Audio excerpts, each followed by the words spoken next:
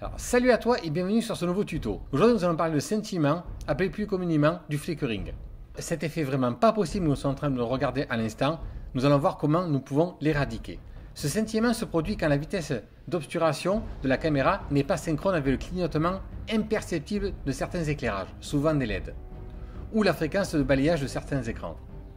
Pour remédier à ce problème, je peux vous soumettre 3 solutions.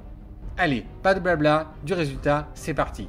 La première solution pour éviter le flickering est au moment de la prise de vue. En effet, ce clignotement que vous voyez sous nos yeux peut disparaître en changeant simplement la vitesse d'obturation de votre appareil. Là par exemple nous sommes à 1 centième et vous voyez bien que l'effet de clignotement est très intense. Regardez ce qui se passe si je tombe à 1/120e. Miracle, plus de scintillement.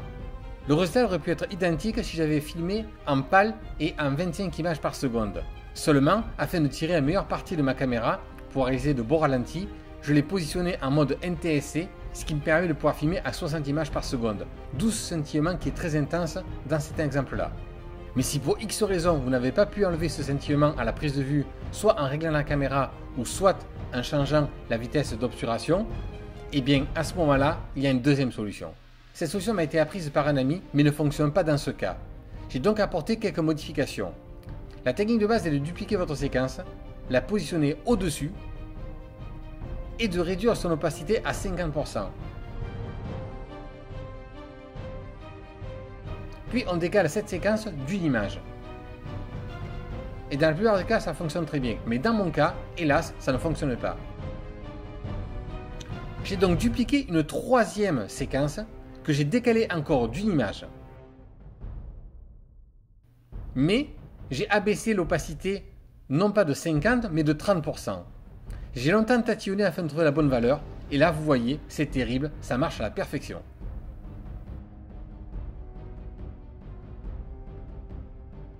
Ensuite, il y a une 3e solution, c'est simplement d'utiliser un plugin de chez Digital Anarchy.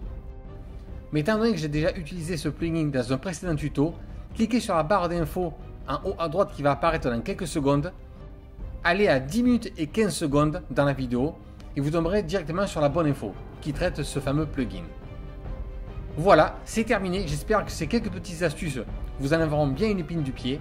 En attendant, je vous dis à bientôt. Prenez soin de vous. Salut!